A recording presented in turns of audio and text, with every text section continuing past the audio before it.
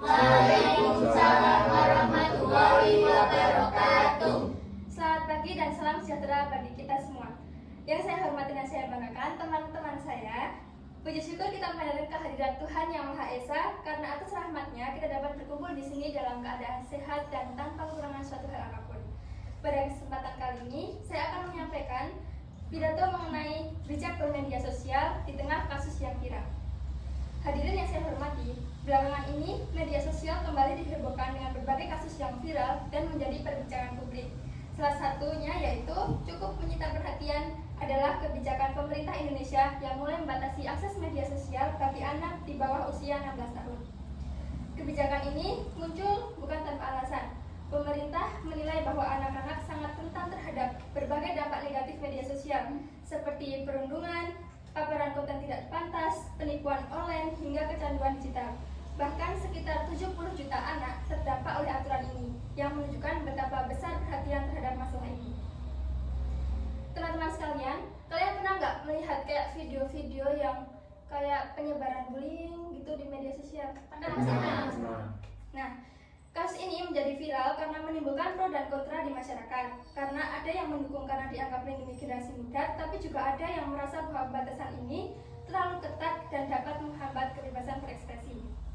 Namun, dari kasus ini kita bisa belajar bahwa media sosial memiliki dampak yang sangat besar bagi kehidupan kita. Selain kebijakan tersebut, kasus lain yang juga ramai dibicarakan adalah penyalahgunaan teknologi, seperti manipulasi foto menggunakan kecerdasan buatan atau AI. Kalian pernah nggak kayak ngelihat yang kartun-kartun Ballerina Cappuccina? Nah, itu kan juga bisa menipu kecerdasan otak anak, karena anak-anak tuh kayak melihatnya, masa ada hiu memakai sepatu atau cangkir kopi bisa nari balet, gitu-gitu kan nggak mungkin. Nah, salah satu public figure juga memiliki laporan kasus ini karena fotonya diedit dan disalahgunakan di media sosial. Hal ini menunjukkan bahwa teknologi yang seharusnya membantu kehidupan manusia justru bisa menjadi alat yang merugikan jika digunakan secara tidak bertanggung jawab. Hadirin yang saya hormati, dari berbagai kasus viral tersebut, kita bisa melihat masalah utama bukan hanya pada teknologi, tetapi juga bagaimana manusia menggunakannya. Media sosial itu ibarat pisau bermata dua. Di satu sisi ia memberikan manfaat seperti mempermudah komunikasi, menyebarkan informasi, dan membuka peluang baru. Namun di sisi lain, jika tidak digunakan dengan bijak, media sosial bisa menimbulkan dampak negatif yang sangat serius. Sebagai generasi muda, kita harus memiliki kesadaran untuk menggunakan media sosial secara cerdas dan bertanggung jawab. Pertama, kita harus bisa menyaring informasi.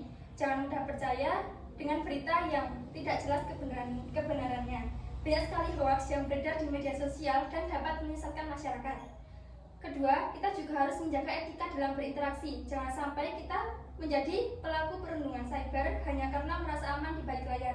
Sekarang tuh banyak anak-anak SD yang melakukan bullying sampai anaknya itu bunuh diri. Ya kan, banyak banget. Terus yang ketiga, kita harus menjaga privasi diri. Jangan sembarangan memberikan data pribadi yang bisa disalahgunakan oleh orang lain. Teman-teman sekalian, kasus-kasus viral di media sosial seharusnya tidak hanya menjadi tontonan ataupun hiburan semata. Kita harus mampu mengambil pelajaran dari setiap kejadian yang terjadi. Kita harus menyadari bahwa apa yang kita lakukan di media sosial akan meninggalkan jejak digital yang bisa berdampak pada masa depan kita. Oleh karena itu, mari kita mengajari diri sendiri untuk menjadi pengguna media sosial yang bijak, menggunakan media sosial untuk hal yang positif, belajar, informasi yang bermanfaat, dan mengembangkan potensi diri. Hadirin yang berbahagia, di era digital ini, kita tidak bisa lepas dari yang namanya media sosial. Namun kita memiliki pilihan, apakah kita akan menjadi pengguna yang cerdas ataupun justru menjadi korban dari media sosial itu sendiri. Sebelum saya mengakhiri pidato ini, izinkan saya menyampaikan pesan singkat. Jadilah pengguna media sosial yang mengendalikan teknologi, bukan dikendalikan oleh teknologi.